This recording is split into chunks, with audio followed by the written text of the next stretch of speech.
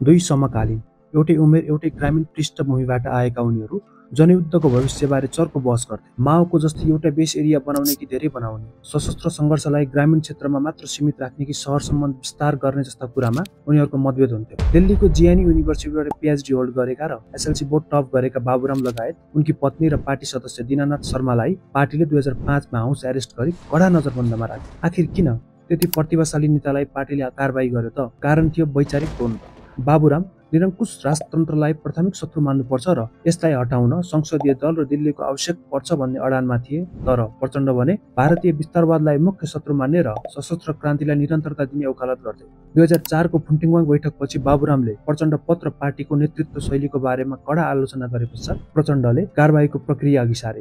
Parallel party headquarter सञ्चालन गर्न खोजेको, लेखका माध्यमबाट पार्टीको नीति र अनुशासन उल्लङ्घन गरेको, पार्टीभित्र विभाजनकारी नीतिहरू अघि सारेको आरोपमा बाबुरामलाई कारबाही गरियो। स्रोतहरूका अनुसार आरोप लगाइएका मुद्दाभन्दा मुख्य कारण पर्सनालिटी क्ल्यास थियो।